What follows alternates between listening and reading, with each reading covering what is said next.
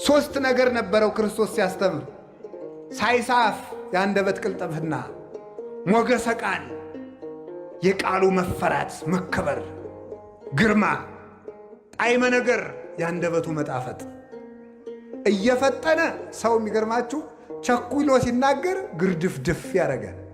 ቸኩሎ ሲናገር ሲዘገይ ደግሞ ይለዝበታል ነገሩ። ሳይሳፍ ቀልጠፍ ቀልጠፍ ቀልጠፍ ብሎ መናገር አለበት። ሰለስቱ ምዕት በቅዳሴ አይደለም ሃይማኖተ አበው ምዕራፍ 22 ላይ እንዲላሉ ለቄሱ ሲናገሩ ቄስ ማለት ይላል ወኩን በሊሃ ልሳን፣ አንደበትህ የተሳለ ይሁን ለብላቢ አትሁን ማለት ነው። አስረግጠህ የምትናገር አስረግጠህ የምታነብ አንደበትህ የተሳለ ይሁን፣ ቀልጣፋ ሁን። ካህን እያለ ያወገ የተሳለ ልሳን ይኖርህ። የተሳለ ልሳን ኑሮ ስትናገር ደግሞ ወበልቡና ይላሉ እዚያው ሰለስቱ ምዕት ከማስተዋል ጋር ቸኩለ ስትናገር ምስጢር እንዳትስት፣ ሰው እንዳታሰናክር። ከፍጥነት ጋር ምን ይኑርህ አለ ደግሞ መደመጥ፣ ጣዕመ ነገር። በነገር ልባብነት ግን አይመጣም። ይሄ በተጥባበ ነገር አይመጣም፣ በቅድስና ነው ክርስቶስ። ስለዚህ ፈጥኖ እየተናገረ ኧረ ቸኮልክብን አያሰኝም፣ ይፈራል። ደግሞ እኛ ይውላችሁ አስፈርተን ስንናገር ይደርቅብናል። ምን ይገርምናል? ምን ይጎልናል? ጣዕመ ነገር። አለዝበን ስንናገር ደግሞ እናጫውታለን ስንል ደግሞ ይበላሽብናል። እንዲያው ሰው እየተበላሽ ያለው ዝባዝንኬ ሆኖ ይባላል ደግሞ ማለት ነው። ሞገሰ ቃል ደግሞ ይጎለናል፣ ክብር ይጎለዋል፣ ወርደን እንገኛለን ማለት ነው። ክርስቶስ ግን ሦስቱን ያካትት ነበረ። ላሄ ትምህርት አለው፣ ላሄ ታምራት አለው። አዝኖ ይፈውሳል፣ አዝኖ ያስነሳል፣ አዝኖ ያመሳል ማለት ይመግባል፣ አዝኖ ያስተምራል። የቻለውን ሁሉ አይናገርም፣ ያወቀውን ሁሉ አያስተምርም። አዝኖ ነበር የሚያስተምረው።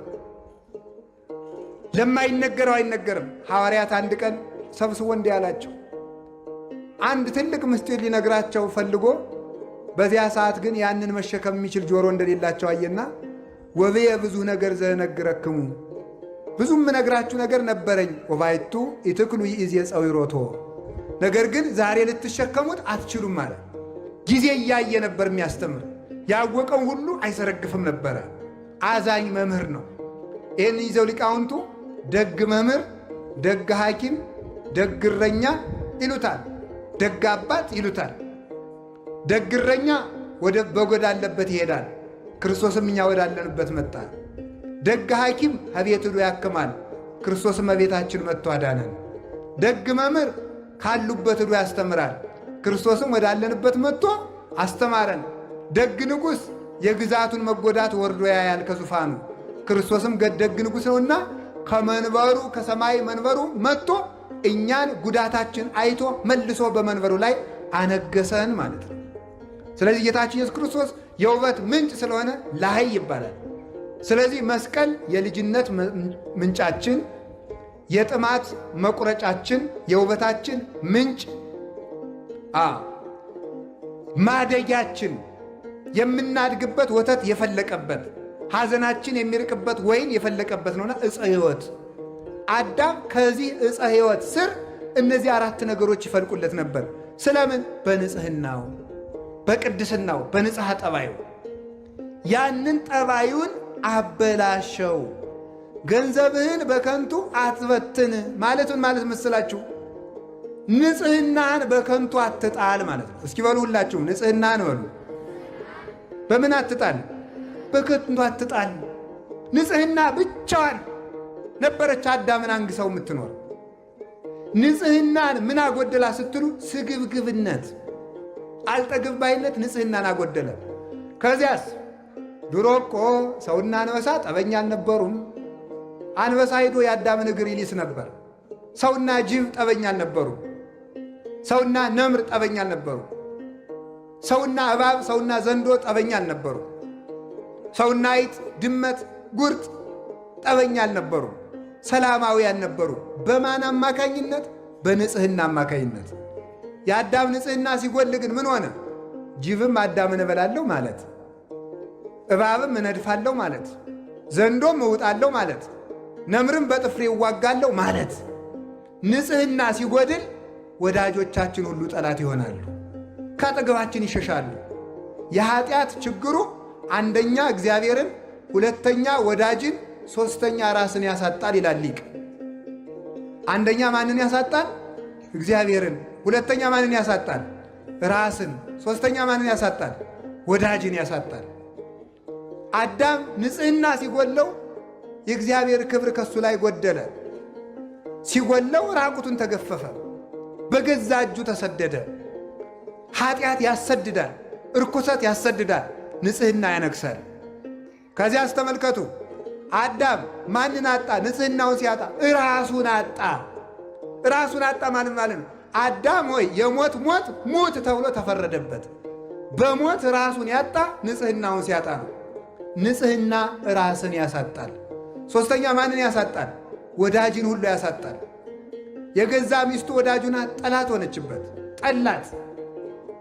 እንኳንስ ከብቶች፣ እንኳንስ ላሞች፣ እንኳንስ አንበሶች፣ እንኳንስ ነምሮች ይቅርና መሬት ራሷ ለአዳም ጠላት ሆና ተነሳችበት።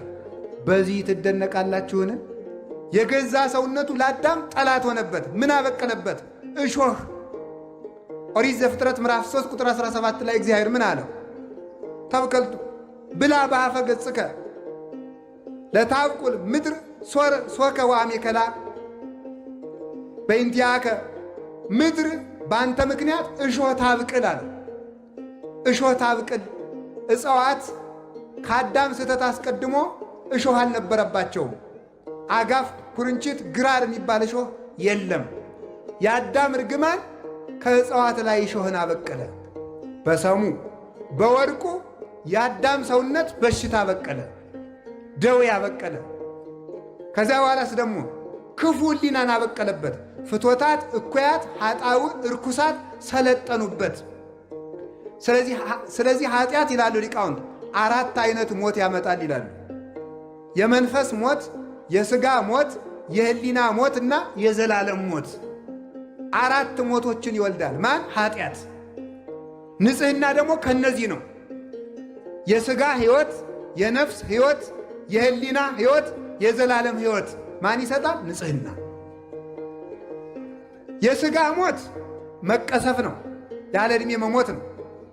አዳም በ935 ዓመቱ እንዲሞት እግዚአብሔር አልፈቀደም ነበር። ዘላለም እንዲኖር ነበረ ዕድሜው። ዕድሜው የተቆረጠ በንጽሕና ጉድለት ነው። ቅስፈት የሚመጣ በንጽሕና ነው። ንጽሕና ሲጎል ቅስፈት ይመጣል። የሰው ዕድሜው ዛሬ ቢበዛ ስንት ነው? 70 ወይም 80። አዳም ያተረፋት እንዳረጎት ዛሬ እኛ እንኖራለን ማለት ነው። የአዳም ዕድሜው 930 ዓመት ስለነበረ፣ ስለዚህ ዕድሜን የቆረጠው ዝሙት ነው። እርኩሰት፣ ኃጢአት ዕድሜን ይቆርጣል።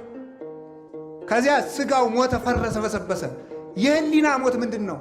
ቀቢጸ ተስፋ፣ ብቸኝነት፣ ብሶት፣ ኃጢአት በሕሊና መውጠት፣ መውረድ፣ መታወክ፣ ሰላም ማጣት፣ እየበሉ መራብ፣ ለብሶ መብረድ፣ ከሰው መሃል ሆኖ ብቸኝነት፣ ተሹሞ ሽረት፣ ውርደት፣ ድካም፣ ምንም እርካታ ቢስ መሆን፣ ደስታን ማጣት፣ ስደተኛ መሆን፣ ከቤት ውስጥ ተቀምጦ መቅበዝበዝ፣ ሀገር ባለበት ከተማ መሃል ተቀምጦ ሰው ሁሉ ሙቶ አልቆ እኛ ብቻችን የቀረን እስኪመስለን ድረስ የብቸኝነት ስሜት መኖር፣ ምድር መጥበብ፣ የት ልሄድ ማሰኘት። አንድ መነኩሴ፣ ጀማሪ መነኩሴ ነው። ገዳም ሂዶ ኃጢአትም ቢያለው ገዳም ገብቶ ኋላ ለአንድ ትልቅ አባት ሂዶ አባቴ ኃጢአትም ቢያለኝ አለው። ይህንን ዓለም ጥለኸው ሂድ አሉት። ዓለምን ትቼ ከገዳም መጣው፣ ከገዳምማ ደግሞ ወደ የት ልሄድ ብሎ መለሰ። እዚያም ገብቶ አልቆምለት ስላለ ማለት ነው። እዚህ ከዓለም ወደ ገዳም ተሄደ። ከገዳም ቢፈትን የት ይኬዳል? ስለዚህ ከራስ መሸሽ ነው እንጂ ከቦታ መሸሽ አያዋጣም። መሸሽ የሚባለው ከራስ ጠባይ ነው፣ ከራስ ልማድ ነው። ቦታችን እየለወጥን ብንቀመጥ፣ ብቻችን ከጫካ መሃል አንገታችን አስረን ብንጸልይ፣ ከጠባያችን ካልሸሸን፣ ከቦታ ብንደበቅ፣ ከከተማ ብንወጣ ፍጹም ሰላምን ልናገኛት አንችልም። ስለዚህ የእግዚአብሔር ቤተሰቦች የአዳም የባከነ ሀብቱ ንጽሕናው ሥጋውን ቆረሰበት፣ ሕሊናውን ገደለበት። ዛሬ አርፎ የሚተኛ ሰው አለ መሰላችሁ? ሰው መንኩሶ አያርፍ፣ ሰው ዲቁና ያዙ አያርፍ። ሰው እኮ እየቀደሰም ማረፍ አቃተው። ሰው እየሰበከም አያርፍ። ሰው መንኖም አላርፍ አለ፣ ተሹሞም አላርፍ አለ። ሰው ቤት ሰራም ምንም አለ ምንም አላረፈ፣ አገባም አያርፍ። አይኑ ዞር ዞር ዞር ማለት ሰው አላርፍ አለ። የሚያሳርፍ ንጽሕና እንጂ ሕሊና ሲነጻ ዓለም ሁሉ የእናንተ ነው። ቅዱስ ሕሊና ካላችሁ ዓለም ሁሉ የእናንተ ነው። ብዙ ነገር ሞልቷችሁ የተልከሰከለ ሕሊና ከሚኖራችሁ ምንም የሌላችሁ ንጹሕ ሕሊና ያድርጋችሁ መድኃኒዓለም። ንጹሕ ሕሊና ያለው ሰው ባለጸጋ ነው እያልኳችሁ፣ በዓለም ላይ ያለ ፍጹም ባለጸጋ ያንን የሚጠብቅበት ስርዓት አለ። እኔ ችግር ዘርዝሬ ትቻችሁ አልሄድም፣ መፍትሄውን ነግራችኋለሁ። ንጽሕና ሲጎል የምን ሞት ይመጣል? አንደኛ የሥጋ ሞት በሉ እንጂ የምን እርግጠኛ ሆኜ ልንገራችሁ አንድ ነገር፣ የሚሞቱ ሰዎች የበዙትና ሀገራችን የምትታመሰው በክፉ ሰዎች ነገር መጎንጎን አይደለም፣ በእኛ መርከስ ነው። እኛ ንጹሕ ከሆን ክፉ የሚመክሩ ሰዎችን ምክር ማን ያደርገዋል? እግዚአብሔር ይሽረዋል። ጠቢብ ውእቱ ዘያረስ ምክረ መካርያን ተባ ውእቱ ዘያደቅቅ ይላል። ተመልከቱ፣ መዝራዕተ ኃያላን ይላል ኤጲፋንዮስ በቅዳሴው። የመካሪዎችን ምክር የሚሽር የሚያስረሳ እግዚአብሔር ጥበበኛ ነው። ምክርን የሚሽር ኃይልን የሚያደቅ ነው። የጎደለን ምንድን ነው ካልኳችሁ ንጽሕና። እግዚአብሔር የትም ቦታ ንጽሕና አጥቶሃል ነው የምላችሁ። ንጹሕ ከሆን እግዚአብሔር የሰው ችግር የለበትም። እግዚአብሔር በሰራዊት አይዋጋም። እግዚአብሔር ዝምታውን ውጊያ ነው። ግን ቅድስና ይሞላል። ሕሊናችን ሙቷል። አሁን እኮ እንዲሁ ዝም ብሎ ተስፋ ቁርጥ ያደርግ እኮ ነው። ዝም ብሎ ማለት መንግሥተ ሰማያትን ማን አይቶት ብለህ ነው ይላል። በቃ ምንም መብላት፣ በቃ መተኛት፣ ምንም። አሁን ደግሞ ትንሽ ሀብት ያለው ሰው ምን እንደሚል ንገራቸው። ትንሽ ሀብት ያጠራቀመ ሰው እሳ አባቱ እንደው ትንሽ እንደ መኪናም እንደ ፎቅም እንደው የሞካከረ ሰው የድንጋይ ጥርቅም እኮ ነው ይሄ እኮ። እዛ ሰብስቦ ፈልጌ ሲሉት አባ ጊዜ የለኝም፣ በጣም ብዙ ድርጅት ነው ማኔጅ የማደርገውና የሚያዙኝ ነገር ካለ ብቻ ይደውሉልኝ፣ ስንት ብር ነው የሚፈልጉት ይላል።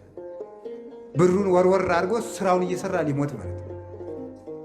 እኔ ብዙ ሰው እታወሳለሁ፣ እታዘባለሁ። ማምላክ ብዙ ሰው እዚህ መጥተው አይማሩ፣ ትንሽ ሀብት ነካ ካረጋቸው አይማሩ።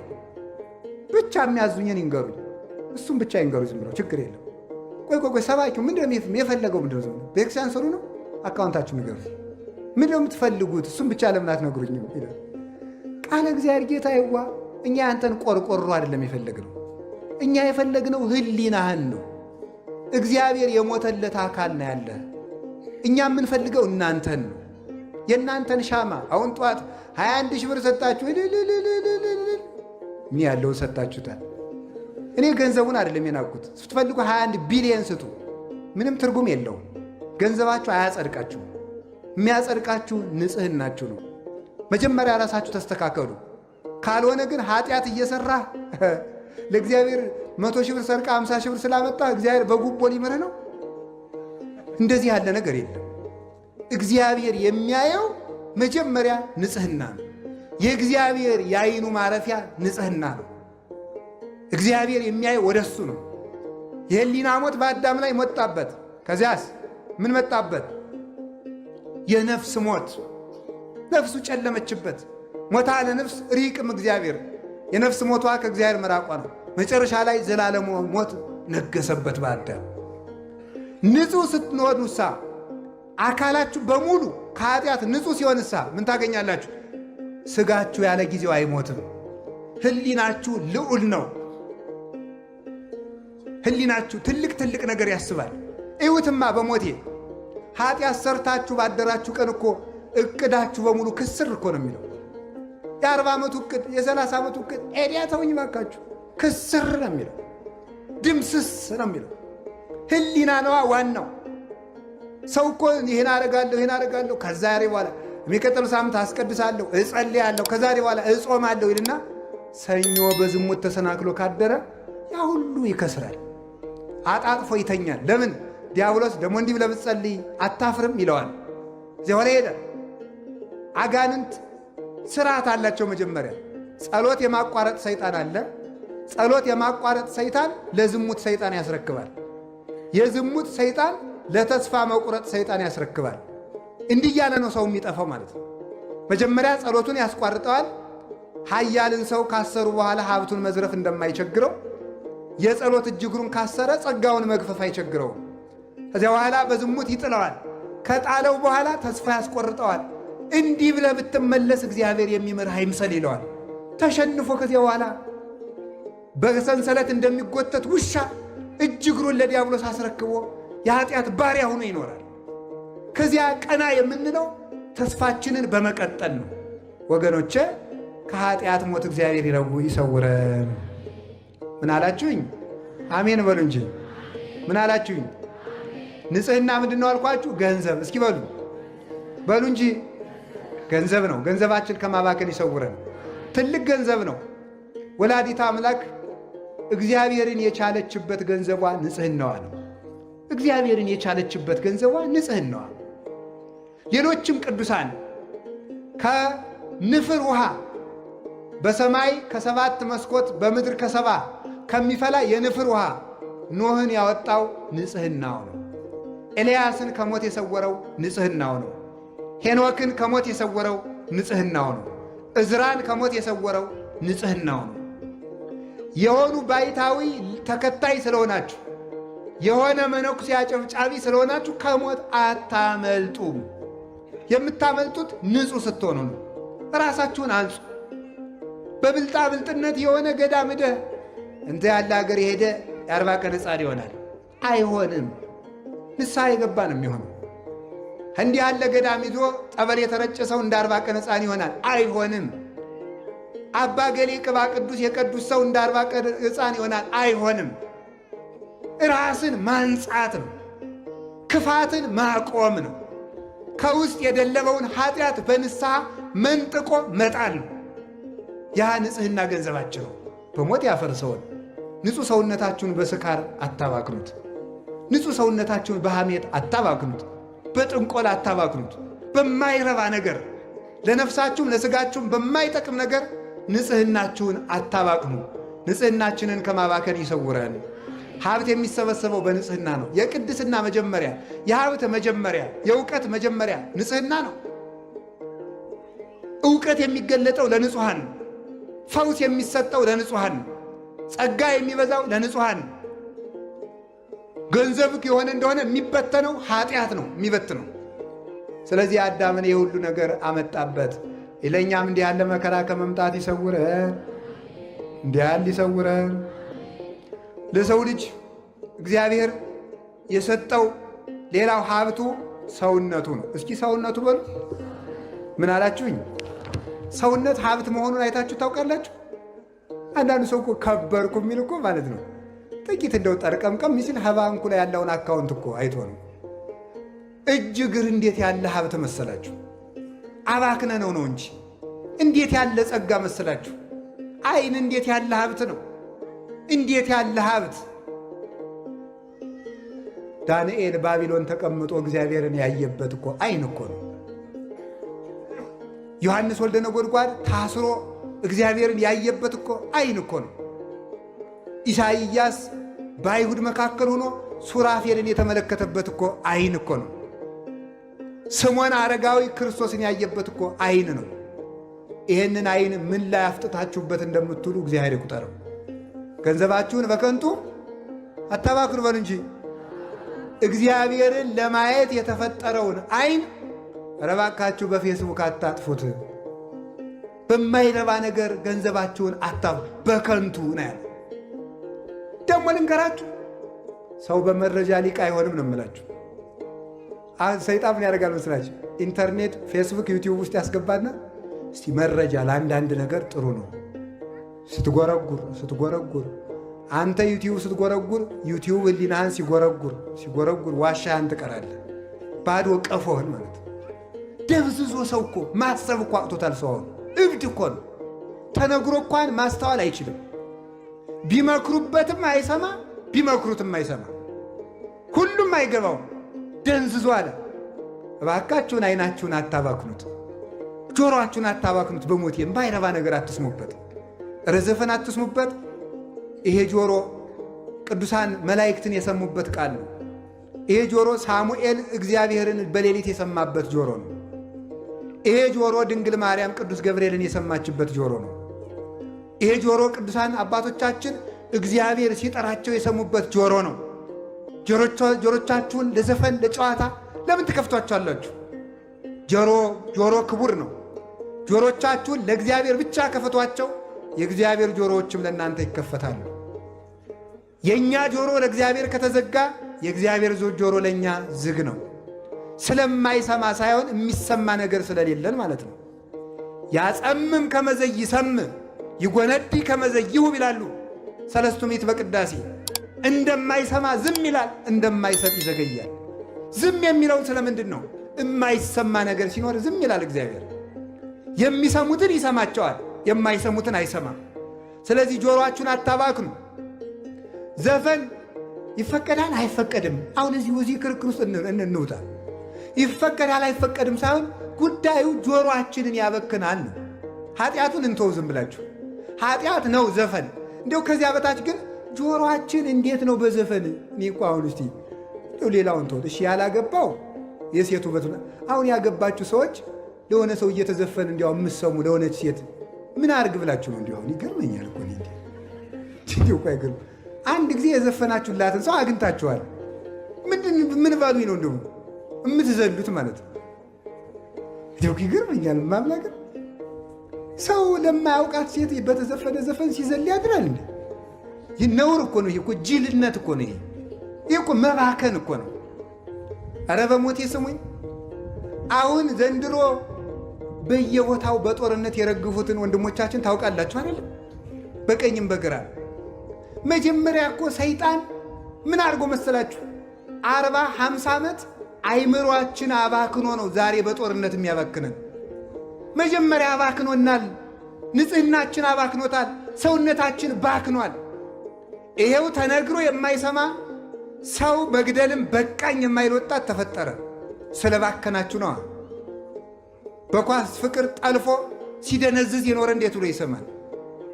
ስለዚህ መጀመሪያ ስለደነዘዝ አባከነንና ደግሞ አሁን በጥይት ያባክነናል።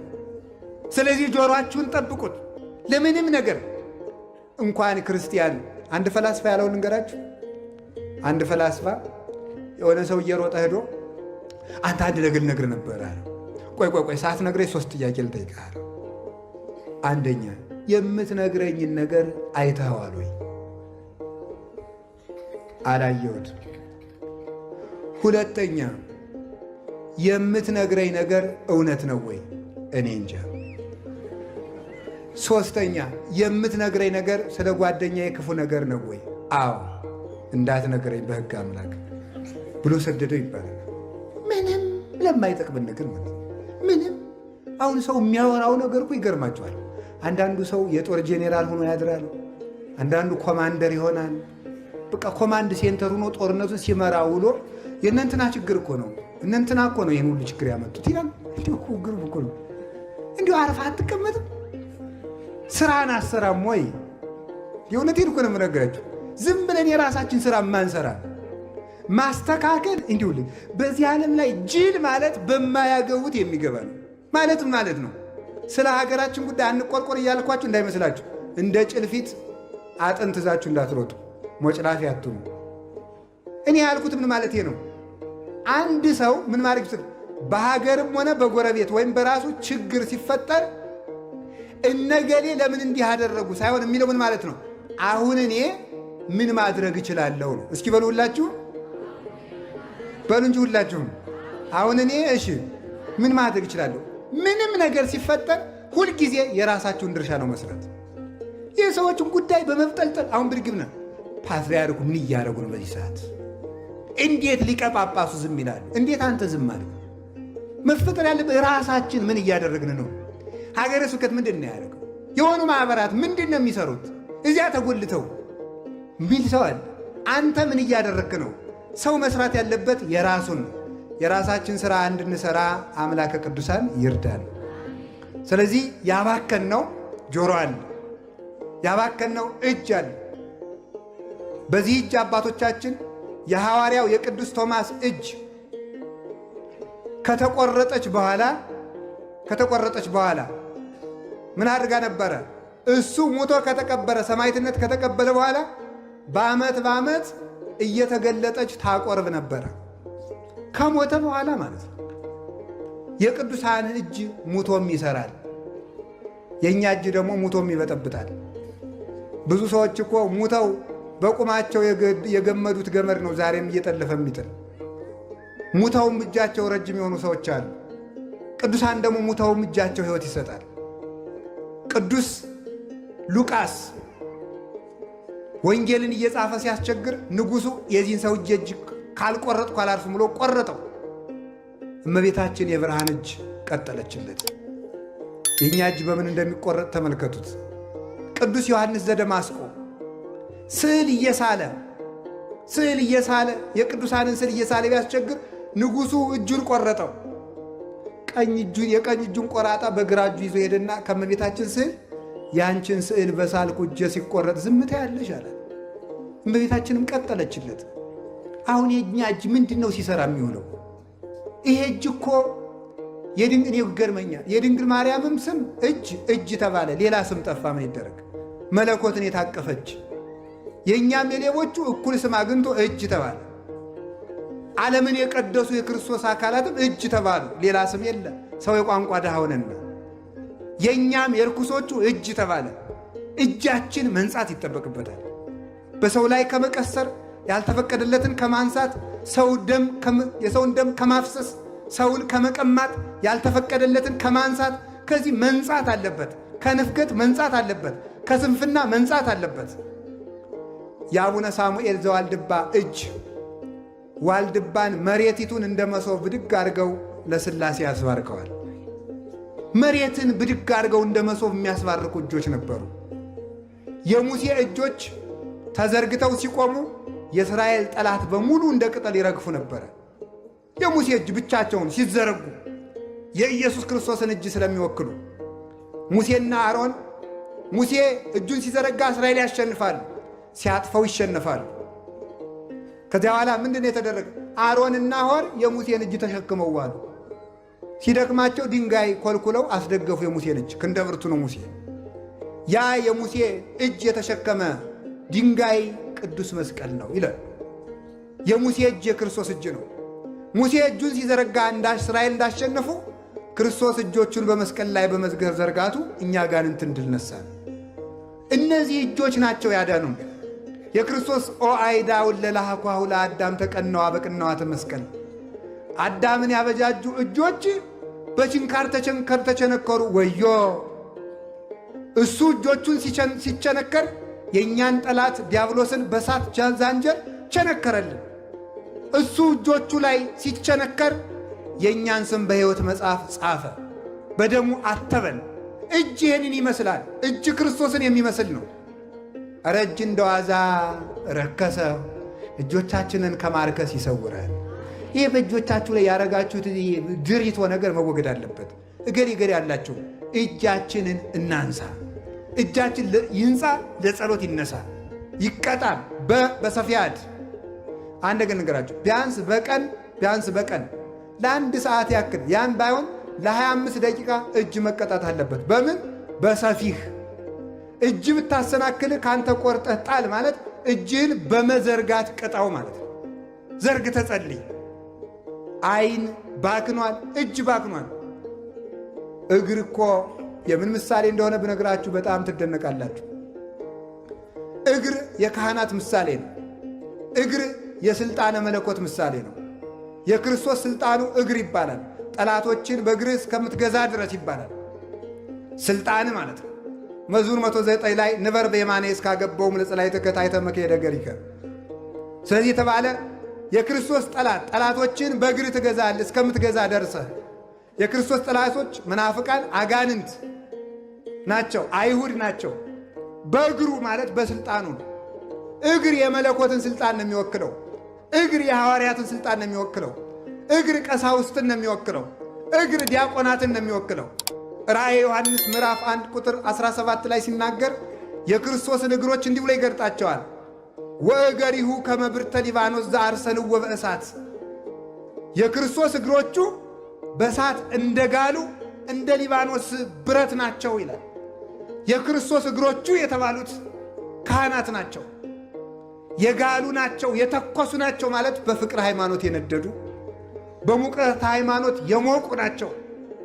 ሙቀት ሃይማኖት፣ ሙቀተ ጸሎት ያላቸው በቃለ ሥልጣናቸው፣ በግዘታቸው፣ በጸሎታቸው፣ በቅዳሴያቸው፣ በመስቀላቸው አጋንንትን የሚያቃጥሉ ናቸው። እግር አላቸው ክርስቶስ አጋንንትን በካህናት ይረግጣልና፣ አንድም ለስብከተ ወንጌል ይፋጠናሉና፣ አንድም ለተልእኮ ይፋጠናሉና እያሉ አባቶቻችን ተርጉመውታል። አንድም የዲያቆናት ምሳሌ እያሉ ተርጉመውታል። ለስብከተ ወንጌል ስለሚፋጠኑ፣ ለተልእኮ ስለሚፋጠኑ፣ አጋንንትን ስለሚረግጡ ካህናት የክርስቶስ እግሮች ተብለው ይጠራሉ። እግር የተባለ ይሄ ነው። እግር የክርስቶስ ምሳሌ ነው። እግር የሐዋርያት ምሳሌ ነው።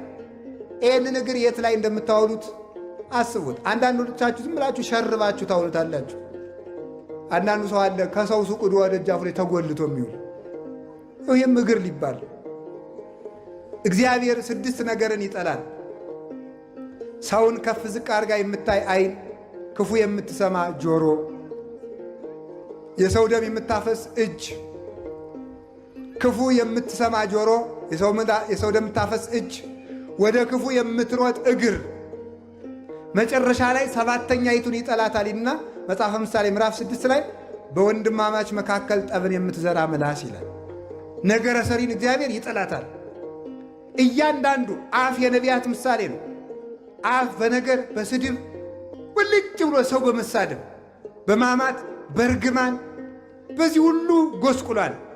ገንዘብን በከንቱ አታባክን በሉ። በምን አታባክን? በከንቱ አታባክን። አካላችን በከንቱ ከማባከን ይሰውረን። ይሄ አፋችን ኤልያስ ሰማይን የለጎመበት አፍ ነው። ልብ ብላችሁ ስሙ። ይሄ አፍ ሙሴ መሬትን የከፈተበት አፍ ነው። አሮን ይሄ እጃችን ሙሴ ባሕር የከፈለበት እጅ ነው። ይሄ እጅ ገብረ መንፈስ ቅዱስ መና ከደመና ያወረዱበት እጅ ነው። ይሄ እጅ አቡነ ተክለ ሃይማኖት ከሱራፌል ጋር ያጠኑበት እጅ ነው። ይሄ እጃችሁ ክቡር ነው። ለራሳችሁ ክብር ስጡት። ከማይረባ ነገር አታልከስክሱት። ሰውነታችሁን ከበር አድርጎት። ራሳችን እንድናከብር አምላከ ቅዱሳን ይርዳን። አላችሁ የላችሁም? አላችሁ የላችሁም? 1-2 ነገር ልጨምርባትና ልጠቅልለው። ልጨምር ይብቃ። ልጨምር ትንሽ በሰዓት እንድትገቡ ብዬ ነው እንጂ ሌላ አይደለም። እሺ 2 ነገር ልጨምርባት። ገንዘብን በከንቱ በሉ እንጂ ገንዘብን በከንቱ። አንደኛው ገንዘብ ምንድን ነው? ንጽህና በሉ እንጂ። ሁለተኛው ገንዘብ ሰውነት በሉ እንጂ። አይምሯችሁንም አታባክኑት። አንዳንዱ ሰው እኮ ሲያጠና መጽሐፍ ሲያነብ ወሬ ላይ ብትክትክትክትክትክትክ ሲል የነበረው ሰው መጽሐፍ ስትሰጡት እንቅልፍ ይዞ ጭለት ወሬ ብትክትክትክትክ ሲል የነበረ ስብከት ሲጀመር ጭለት፣ ቅዳሴ ሲጀመር ጭለት፣ ማይሌ ሲጀመር ለጥ እንውዝ ምን ይባላል? ያው በቁም መሞት። ለምን? አይምሮን አባክኖት። ወሬ ሰክስከ ውስጥ ቃለ እግዚአብሔር ቤት ይገባል። እዩ ደልዘ ሰርዘ አሁን ስርዝ ወረቀት ያጽፋል። የብዙ ሰው ጭንቅላት እኮ የተሰረዘ ወረቀት ሆኗል። በነገር ተሰርዞ ተደልዞ ወሬ ሲሰርዝ ሲያባዛ ሲቀምር ያው ሻር ሊቅ መስል የነገር ቀመር ነው ሲቀምር የሚውለው። አይምሮው ሞልቷል እያልኳቸው። ይሄ ነገር መንጻት አለበት። ነገረኝነታችን መተው አለበት። ዝባዝንኬ ነገር አታጠራቁ። ቅድም ብያቸዋለሁ። ሰው በመረጃ ሊቅ አይሆንም። እስኪ በሉ። ሰው ሊቅ የሚሆነው በምንድን ነው? በትምህርት ነው። መረጃ በመሰብሰብ አይደለም። አጠራቅመ ጥራዝ ነጠቅ ወሬኛ ልትሆን ትችላለህ እንጂ ሊቅ አትሆንም። ሊቅ የሚቆነው በስሎ በመማር ነው። ስለዚህ አይምሯችሁን አታባክኑት። አጥንታችሁ እንድትይዙ፣ ማሰላሰል እንድትችሉ፣ አስተዋዮች እንድትሆኑ፣ ደርባባዎች እንድትሆኑ፣ የማትታወቁ እንድትሆኑ፣ ቀስ ብላችሁ አስባችሁ የምትናገሩ፣ ተናግራችሁ የምታስቡ እንድትሆኑ፣ አይምሯችሁ ክፍት እንዲሆንላችሁ ነገር አትሰብስቡ፣ ወሬ አታጠራቅሙ፣ ድልዝ አታርጉት ጭንቅላታችሁን። እግዚአብሔር ብሩህ አይምሮ ይስጠን። እንዲህ ላል መሰላችሁ ማይቶቱ ለሥጋ ከዓይንከ ውእቱ፣ የሰውነት ብርሃን ዓይንህ ነው። እስቲ በሉ በሞቴ ምንህ ነው? ምንህ ነው? ዓይንህ። ዓይን ይላል። ተመልከቱ። ወሶበ ብርሃን ዘላዕሌከ፣ በላይ ላይ ያለው ዓይንህ ይላል ጨለማ ከሆነ ወሶበ ዓይንከ ሐማሚ ይላል። ይቅርታ፣ ዓይን ጨለማ ከሆነ መላው አካልህም ጨለማ ይሆናል። አንድም ይሉን አባቶቻችን ማይቶቱ ለሥጋ ከዓይንከ ውእቱ፣ የሰውነት ብርሃን ምንድን ነው? አይምሮ ጠባይህ ነው። እስቲ አይምሮ ጠባይ በሉ። አይምሮ ጠባይ ማለት የተፈጥሮ እውቀት ማለት ነው። አይምሮ ከጎሰቆለ ግን ሰውነት ሁሉ ጨለማ ይሆናል ማለት። እጅህ ያላሰበውን ይጨብጣል፣ አንደበትህ ያላሰበውን ይናገራል፣ እግርህ ያላሰበው ቦታ ውሎ ይመጣል፣ ሆድህ ያላሰበውን በሙሉ ይበላል። ያላሰብከው ትወላለህ፣ ያላሰብከውን ታገባለህ፣ ሳታስብ ትፋታለህ፣ ሳታስብ ትመነኩሳለህ፣ ሳታስብ ቆብክን ትጥላለህ፣ ሳታስብ ትሾማለህ፣ ሳታስብ ትሻራለህ፣ ሳታስብ ትበጠብጣለህ። የሁሉ ችግር በምንድን ነው? አይምሮ። አይምሮአችን መባከን የለበትም። የቅዱስ ቄርሎስ አይምሮ እኮ በሞቴ ዛሬ የእኛን አይምሮ ተውት። በሞቴ አንድ አባትን አንድ ልጅ እንዲህ አላቸው። አባ አላቸው፣ አቤት። እንዲው እየረሳው እምቢ አለኝ አላቸው። እየረሳው እምቢ አለኝ ሲላቸው ምን ቢሉት ጥሩ ይመስላችኋል? አይ ልጄ መፍትሄውንስ ብነግርህ ትረሳው ይላሉት። መፍትሄውንም ብነግርህ ምን ትለዋለህ? ትረሳዋለህ። ምን ያደርግልሃል ይላል። አሁን እኮ በሞት ልንገራችሁ የመርሳት ችግር አለብን በሉ እንጂ። በጣም ደግሞ የሚገርመው የመርሳቱን ችግር መፍትሄም የመርሳት ችግር አለብን ማለት ነው። ገብቷችኋል አይደለም? የመርሳቱን ችግር መፍትሄም እንረሳለን ማለት ነው። አሁን መፍትሄውንም እንረሳለን። እየረሳን ታመናል። የመርሳት ችግር አለብን፣ መፍትሄውንም ረስተናል። ስለዚህ ምን እናድርግ ካላችሁን፣ እንናዘዝ፣ ወሬ ማጠራቀም እናቁም፣ ሰውነታችን ይንጻ። የዚያን ጊዜ ክፍት አይምሮ ይኖረናል። እንደ ቅዱስ ቄርሎስ የማጥናት ጸጋ ነበረው። ምን ይላል ተመልከቱ። አንድ ቃል ሲናገር ተመልከቱ። ወሶበ ይሰምዖ ለቀለም ያጸንዖ ባህዱ ጊዜ ወይመስል ከመ ዘቀዳሚ ተምህረ። አንድን ቃል ከመምህሩ አንደበት ሲሰማ እንደተዳመጠው ብራና ላስ ያደርገዋል። አስቀድሞ የተማረው ይመስል ነበር ይላል። በልቡናችን ማደር ያቃተን በሥጋዊም ዕውቀት ድሆች፣ በመንፈሳዊም ዕውቀት ድሆች የሆነው አይምሮአችን ስለሞላ ነው። ንጹሕ አይምሮ እግዚአብሔር ያድለን። ሌላው ሀብት ሆድ ነው። እስቲ ሆድ በሉ ሆድ በሉ። ምን አላችሁ? ሆድ በጣም ሀብት ነው፣ ጸጋ ነው፣ ጥሩ ጸጋ። እመቤቴ ይኸው እኮ አባ እኮ እንዲሁ ነው የሚለፈልፍ ሆድ ስላለው ባይበላ እንዴት ይቆማል? እዚህ ሆድ ሀብት ነው እኮ ማለት ነው። እንዲህ ማፋችለው እኮ በልቼ እኮ ነው ዝም የምለፈልፍ መስላችሁ? ሆድ ሀብት ነው። ማባከን ግን አይገባም። እስቲ ማባከን በሉ። ምን አደረጋችሁ? ማባከን እንዲሁም ይገርማችኋል። ክርስቲያን ያገኘ ሁሉ አይበላም። ያን ጥርግ አይደረግም። ተጠንቅቆ ነው የሚበላው በእውነቱ ማለት ነው። እንዲህ ጥርግ ስትበሉም ቅጥ ይኖራችሁ። እውነቴን ነው። አሁን ስትበሉ አበላል ላኩሱ ራሱ እኮ በመጽሐፍ ቅዱስ ተነግሯል። መጀመሪያ ከሰው አስቀድመ እጅህን አትስደድ። ሰው መጽሐፈ ሲራክ ምዕራፍ 34 ቆይተህ ስደድ። ይኸውላችሁ ገበሬው እኮ ሊቅ ነው። የኢትዮጵያ ገበሬ በሉ ግቡ ይላል። ቶሎ አይሰድም እጁን። ይሄ ሊቅ እኮ ነው። እመቤቴ ቆይ እጅህን አትስደድ፣ ምግቡ ይበቃናል አይበቃንም ብለህ አታጋን ይላል። አትገምግመው። ለዚህ ሁላ ሰው ይበቃል እንዲህ አትበል። በረከተ እግዚአብሔር እንዳይለይ ወይ አንቆሳት ብለው እንዳትሞት። እጅህን ወጥ አትንከር። የመጽሐፍ ቅዱስ እመቤቴ እጅህን ወጥ አትንከር። ስትበላ ምላስህን አታጩህ። ድስት ተሰው ፊት አትጥረግ። መሶቡን ወደፊት አትጎትት። ወላዲተ አምላክን መጽሐፍ ቅዱስ ላይ ያለ ነገር ነው። እየቀለድኩ እንዳይመስላችሁ። እያንዳንዷ ነገር ነው። አብዝተህ አትብላ ይሰጥማል። ሆድ መርከብ ነው ብሏል ዮሐንስ አፈወርቅ። ሆድ ምንድን ነው? ያለ መጠን ሲጭኑት ምን ያደርጋል? ይሰጥማል እያልኳቸው እሱ እኮ ነው። አሁን እኮ ሰጥመናል እኮ አለን። እንቅልፍ አስጥሞን ዝንን ማደር በቃ። ጸሎቱ ሰጠመ፣ ስግደቱ ሰጠመ፣ ጥናቱ ሰጠመ፣ እቅዱ ሰጠመ፣ ንግዱ ሰጠመ፣ ሀገርም ሰጠመ። በሆዳሞች ምክንያት ማለት አህያ ይመስል እየሞቱ ሁሉ መብላት። ከእንስሳት መካከል እየሞተች የምትበላ አህያ ናት። አሁን እየሞተ እዚህ እየሞተ ስንት ወንድሞቻችን ያለ ቀባሪ በየተራራው እየቀሩ አሁንም ባልረቡ ግጥም። ኧረ ተው ሆዳችሁን አታባክኑት። ሆድ እውነቴን ሆድ ባከነ ማለት ይሄ ነው። ያለ መጠን ዝም ብሎ እንደው ዝም ብሎ ማለት አይውላችሁ። በመጽሐፍ ቅዱስ አሳማ አይበላም። ይገርማችኋል። ይበላል አይበላም? እስቲ አሳማ አትብሉ በሉ። ብሉ ብሉ ብሉ ምናት ብሎ ያለ አሳማ ለምንድን ነው? አሳማ ጎን የለውም። ዝም ብሎ ጠቅላላው ሰውነቱ ሆድ ነው። አሁን ሰው የሚያገባ በሆዱ፣ የሚያስብ በሆዱ፣ የሚመነኩስ በሆዱ፣ የሚቀድስ በሆዱ ይቀርታል። የሚያረጉትን ነው የሚያረጉትን ማለት ነው።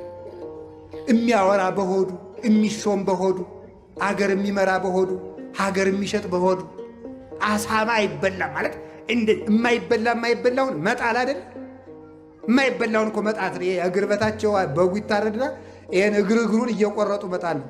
የማይበላውን እንደሚጥሉት እግዚአብሔር ሆዳምን ሰው ከገነት አውጥቶ ይጥለዋል። አሳማ አይበላም፣ ይጣላል ማለት ነው። ሌላው የአሳማ ጠባይ ይላሉ ሊቃውን፣ አሳማ ውሻ ባለቤቱን የሚያውቀው በሽታው ነው። የባለቤቱን ሽታ ያውቃል። አሳማ ግን የሚያውቀው በሆዱ ነው። ባለቤቱን የሚለየው ከበላበት ቦታ ሲሄድ ነው። ሆዳቸውን ብለው የሚጸልዩ ክርስቲያኖች አይጸድቁም ማለት ነው። ስለዚህ በሞቴ ሆዳችን እንድንገዛ አምላከ ቅዱሳን ይርዳል። ምን አላችሁኝ? አሜን በሉ እንጂ። ሆዳችን ለመግዛት ያውቃል።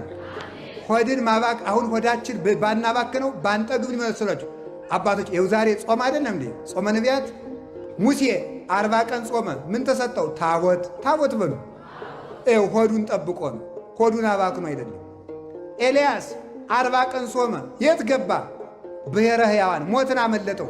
ሆዱን አባክኖ ነው? ጠብቆ በሉ። እዝራ 40 ቀን እህል ሳይበላ ተቀመጠ። የተቃጠሉትን 46 የብሉይ ኪዳን መጽሐፍትን ፍንትው ተብለው ተገለጡለት። ሆዱን አባክኖ ነው? ጠብቆ። ያው ይላችሁ ገንዘብህን በከንቱ አታባክን ማለት ሰዓት እላፊም አለመብላት፣ ያገኙትን አለመብላት፣ ገበያ ለገበያም አለመብላት፣ ያልተባረከውን ሙቶ ያደረውን ሁሉ አለመብላት፣ አለመልከስከስ፣ የአሕዛብን መሥዋዕት ሁሉ አለመብላት። ሆዳችሁን ግዙት እንጂ አይግዛችሁ። ሆዳችን እንድንገዛ አምላከ ቅዱሳን ይርዳን። አላችሁ። ሌላው ገንዘብህን በከንቱ ሌላው የተሰጠንን ገንዘብ ጥቂት ብቻ ልንገር። 2 አይደል ያልኩኝ? 1 ሕግ በሉ እስቲ ሕግ በሉ። እግዚአብሔር የሰጠን ሌላው ገንዘባችን ምንድን ነው? ድሮ ሰው ሲበድል ምንድን ነው የሚባለው? በሕግ አምላክ። በምን አምላክ ነው የሚባለው? ሕግ። ወደ ገነት ልውሰዳችሁ፣ ወደ አዳም፣ ወደ አባታችን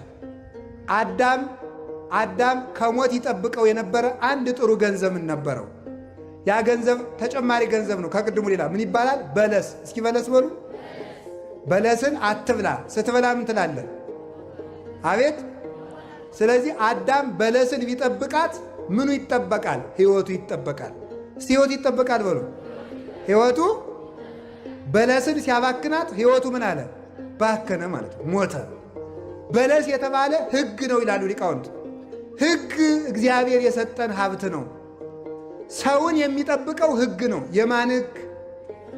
ሰው የእግዚአብሔርን ሕግ ሲጠብቅ የእግዚአብሔር ሕግ ሰውን ይጠብቃል ይላሉ አባቶቻችን።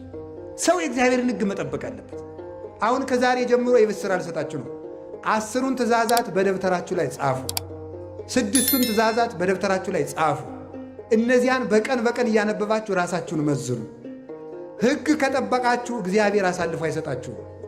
እንዲህ አለ ጌታ ለወይንስ ሐዲስ ውስተ ወይን ሐዲስ ውስተ ተመልከቱ ውስተ ዝቅ ሐዲስ ይወድይዎ ወይተዐቀቡ ክልኤሆሙ በቤናቲሆሙ። አዲስ ወይንን በአዲስ ሰውነት ይጨምሩታል፣ ሁለቱም ይጠባበቃሉ። የማቴዎስ ወንጌል ምዕራፍ 9 አዲስ ወይን የተባለች እርጅና የሌለባት የክርስቶስ ሕግ፣ አዲስ ሰውነት የተባለ አዲስ ማሰሮ የተባለ ንጹሕ ሰውነት፣ ሁለቱም ይጠባበቃሉ። ወይኑ ረዋቱን ምን ያደርገዋል? ያለሰልሰዋል፣ ያሰማምረዋል። ረዋቱ ወይኑን ያበስለዋል። ወይኑና ረዋቱ ይጠባበቃሉ። ሰው ሕግን ይጠብቃል፣ ሕግ ሰውን ይጠብቃል። ሰውን የሚጠብቀው ሕግ ነው። አዝላ አኮን ይህነ ዘናቅቦሙ ለሕገጋት አላ እሙንቱ ሕገጋት ያዕቅቡነ ይላል ማሪሳይ። ሕግ እኛ ሕግን አንጠብቀውም። የምንጠብቀው ለራሳችን ነው፣ እንድንጠበቅ ነው። ሕግ ጠባቂያችን ነው። አሁን ሀገርም የምትፈርሰው እኛም በሞት የምንፈርሰው ሕግ ስናፈርስ ነው። የእግዚአብሔርን ሕግ ከማፍረስ ይሰውረን።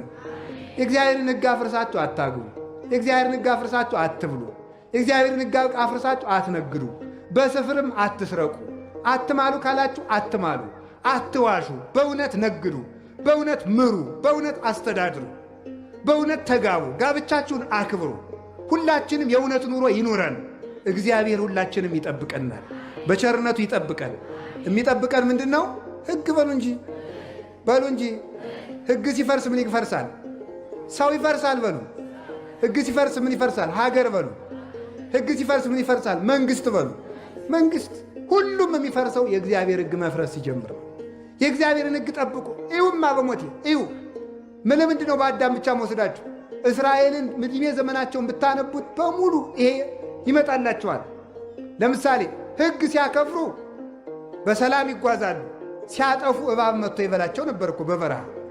ሕግ ሲያፈርሱ እስራኤል ሕግ ሲጠብቁ እግዚአብሔር ደህና መስፍን ያነሳላቸዋል። ሲያፈርሱ ፍልስጤማውያንን ያመጣላቸዋል። እንዲሁም አንድ ጊዜ እኮ እስራኤላውያን ረበሞት ልብ ብላችሁ ሰሙ። እግዚአብሔር ለሾመው ለሕጉ ለሳሙኤል አልታዘዝ ብለው ነበረ። ናዖ ሳሙናዊ የሚባል ሰው ምን እንዳላቸው ታውቃለች? እስራኤል ኑ ተገዙልኝ አለና እንዲህ ብሎ ብቻም በበቃው የእኔ ዝና እንዲከበር ሁላችሁም የቀኝ ዓይናችሁን እያወጣችሁ ገብሩልኝ አላቸው። አለቀሱ። ሲያለቅሱ እግዚአብሔር ከዚህ በኋላ ሳሙኤል ወደ እግዚአብሔር ሲያመለክት በሳኦል አመካኝነት የእነዚያን በኢያቢስ ዘገለዓድ የተሰማሩትን የእነዚያን ጠላት ናዖ ሳሙናዊን አጠፋላቸው። ሕግ ስናፈርስ እንኳን ገንዘብ ዓይን አውጥቶ የሚወስድ ሽፍታ ይመጣል። ሕግ ከጠበቅን ደግሞ የሚነካን የለም። እውነቴን ነው። ነፃ ሰው ማለት የእግዚአብሔርን ቀንበር በላዩ ላይ የተሸከመ ነው። ሰው ከጠላቶቹ ነፃ መውጣት የሚችለው የእግዚአብሔርን የሕግ ቀንበር በላዩ ላይ ሲጭን ነው። ምን አለ መሰላችሁ? በዓለም ላይ ሰዎች ይበጠብጡናል፣ ስጋችን ያውከናል፣ አጋንንትም ያውኩናል። ከነዚህ የሚያሳርፈን ምንድን ነው? ኑን ላሳርፋችሁ አለ። እንዳሳርፋችሁ ምን አድርጉ አለ? ቀንበሬን በላያችሁ ላይ ተሸከሙ። ቀንበር ያላት ማናት? ሕግ ናት። ለእግዚአብሔር መገዛት ለሰው ከመገዛት ያድናል። በሉ ሁላችሁም ለእግዚአብሔር መገዛት በሉ። እሺ፣ ለሰው ከመገዛት። ስለዚህ ወገኖቼ፣ አባቶቼ፣ እናቶቼ፣ ወንድሞቼ፣ እህቶቼ ቤተ ክርስቲያን ከበድ ያለ ነገር ስታዝዛችሁ መጽሐፍ ቅዱስ ላይ ጭንቅ ነገር ሲነገራችሁ እንደ ሸክም አትቁጠሩት፣ እንደ ገንዘብ ቁጠሩት። ሥርዓተ ቤተ ክርስቲያን ገንዘብ ነው። ሕግ ገንዘብ ነው። አይዟችሁ፣ ሕግ ጠባቂ ነው። ሕግ ምግብ ነው። ሕግ በረከት ነው። ሕግ ዕድሜ ነው። ሕግ የዘላለም ሕይወት ነው። ሕጌን ብትጠብቁት ምን አለ? ይጠብቃችኋል። እሺ ብትሉና ለሕጌ ብትገዙ የምድር በረከት ትበላላችሁ። ሕግ የበረከት ምንጭ ነው። ስለዚህ ዕድሜም የሚቀጠለው ሞትም የሚጠፋው በሕግ ነው። ሕግ አክብረን እንድንኖር አምላከ ቅዱሳን ይርዳን። እንግዲህ በመጨረሻ መልእክት የምነግራችሁ አላችሁ የላችሁም? ብዙ ያባከናቸው ገንዘቦች አሉ። ለምሳሌ መስቀል ገንዘባችን አይደለም? ዛሬ መስቀል ነው። መስቀል ምንድን ነው? ገንዘብ በሉ እንጂ። መስቀልን ማባከን ማለት ማለት በመስቀሉ እኮ አልተጠቀምንበትም። አቡነ ተክለ ሃይማኖት እኮ 60 ክንድ ዘንዶ መጣባቸው። ለዚያ የተጠቀሙት መሳሪያ ምንድን ነው? መስቀል። በስመ አብ አብሩ በልበሉ አማት በስመ አብ ወወልድ ወመንፈስ ቅዱስ አሐዱ አምላክ ሲሉ ምን አደረጉ? ዘንዶ ከሁለት ስንጥቅ አለላቸው። በእኛ ላይ የተነሳውን ዘንዶ ሁሉ የመስቀሉ ኃይል ይሰንጥቅልን። ገንዘባችሁን በከንቱ አታባቡ። ይሄን የመሰለ ጋሻ ታጥቃችሁ ተጠቀሙበት። ስትነሱ አማትባችሁ ተነሱ። አቤታችሁ ስትገቡ አማትባችሁ ግቡ። ስትሳፈሩ አማትቡ፣ ስትበሉ አማትቡ። ገንዘብ አበድራችሁ ሲመለስላችሁ ባርካችሁ ተቀበሉት። ይህ ማንኛውም ነገር ዕቃ ገዝታችሁ እንዲህ ብሎ ሳስታችሁ አትጠቀሙበት፣ አማትቡበት። ብትበሉበት የሚያንቅ እንዳይሆን፣ የሚያስቀስፍ እንዳይሆን። እህል ገዝታችሁ አምጥታችሁ ባርኩት። እናቶቻችን እኮ የኔ ገንዘብ ነው ብለው ሊጡን እንኳን ዝም ብለው አያወኩትም። በስመ አብ ወወልድ ወመንፈስ ቅዱስ ለበረከት አድርገው አለኝ ብለው እንኳን ተመክተው አይደግሱም። ጠላውን በስማም ብለው ነው የሚደግሱት። ሰው የሚታረቅበት ድግስ። ያንዳንዱ ጠላ ደግሞ የዝን ይሆናል፣ የእድር ይሆናል፣ ለሰርግ የተባለው ማለት ነው። በስማም በሉ። ይኸውላችሁ መስቀልን የመሰለ ጋሻ ክርስቶስ አስታጥቆን ባለመጠቀማችን ሁላችን ገደል እየገባን ነው። ሁለት መነኮሳት ነበሩ። ሲጸልዩ ሰይጣን ባይታዊ መስሎ መጣና ኑ ጸሎታችሁ ተሰምቶላችኋል፣ ወደ ሌላ ወደ ገነት ለወስዳችሁ ነው አላቸው። እንዴ ገርም! ገደሉን የብርሃን መንገድ አስመሰለው። ተመስገን ጌታዬ ጸሎቴን የሰማህ ብሎ አንዱ ችኩሉ ዝም ብሎ ድርግም ሲል ዝም ብሎ ተሳፈረ። ብርሃን ነው መንገድ አስመስሎት። ያኛው ግን ሆነም ቀረም ሲያማትበን እንጀምር መንገዳችን ብሎ በስመ አብ ወወልድ ወመንፈስ ቅዱስ ሲል ለካ ብርሃን የለም። ያኛው ሰጠመ፣ ይሄኛው ዳነ። ገንዘባችሁን በከንቱ በዚህ መስቀል አጋንንት ተቀጥቅጦበታል። በዚህ መስቀል ሞት ተሸንፎበታል። በዚህ መስቀል ሲኦል ተበርብሮበታል። በዚህ መስቀል ገነት ተከፍቶበታል።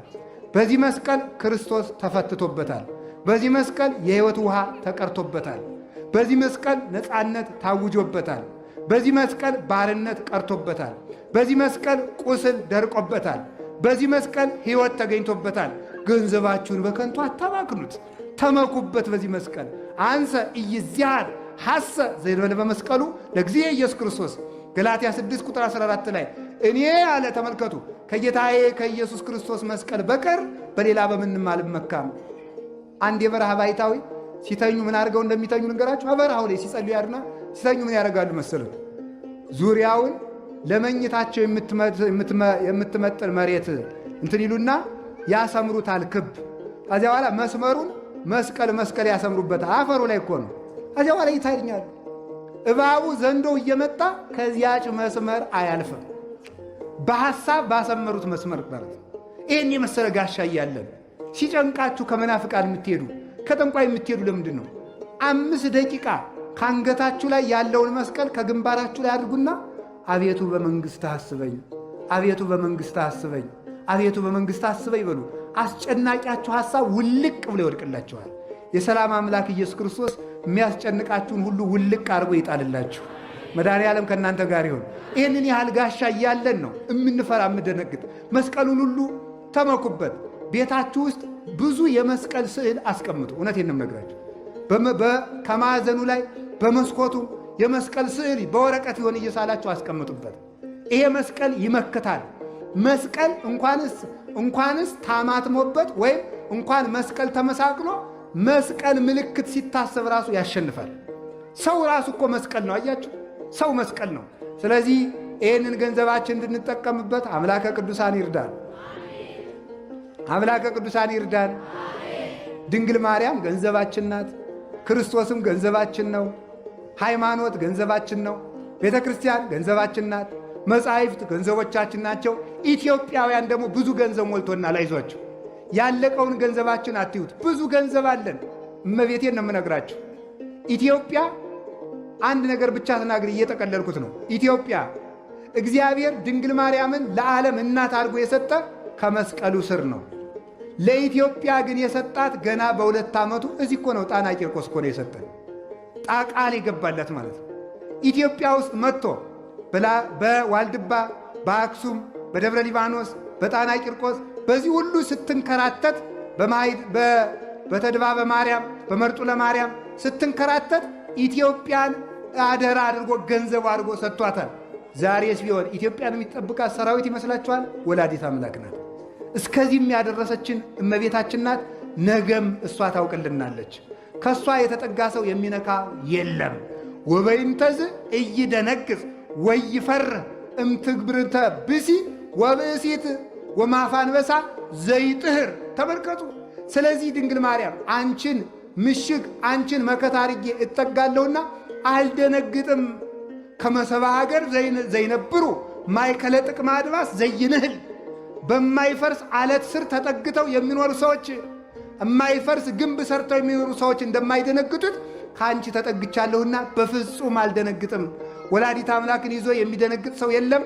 በሰይፍ መካከል ሁሉ ኃይልን የምትሰጥ ኃያሉን እግዚአብሔር የቻለች የኃይል እናት ናትና የእሷን ቃል ኪዳን እንድንጠቀምበት እግዚአብሔር ይርዳን። ታቦተ ጽዮን ያለችን እኛ፣ 46ቱ ብሉያት ሲተረጎሙ የነበሩ እኛ፣ 9ኙ ቅዱሳን ወደ እኛ የተሰደዱልን ወደ እኛ፣ የሰማይ ማይሌት የወረደልን ለእኛ፣ አቡነ ገብረ መንፈስ ቅዱስ መጥተው ርስት የተቀበሏት ሀገር ኢትዮጵያ፣ የአቡነ ተክለ ሃይማኖት የርስት ሀገር ኢትዮጵያ። ይሄ ሁሉ ሀብት ያለን ሰዎች ገድለ ተክለ ሃይማኖትን አንብቡ፣ ገድለ ገብረ መንፈስ ቅዱስን አንብቡ። ሁላችሁም የእመቤታችን ውዳሴ ማርያም እየተጠበቅ ምን እያላችሁ እያነበባችሁ ክርስቶስን ትግል ግጠሙ። ምን ማለት ነው?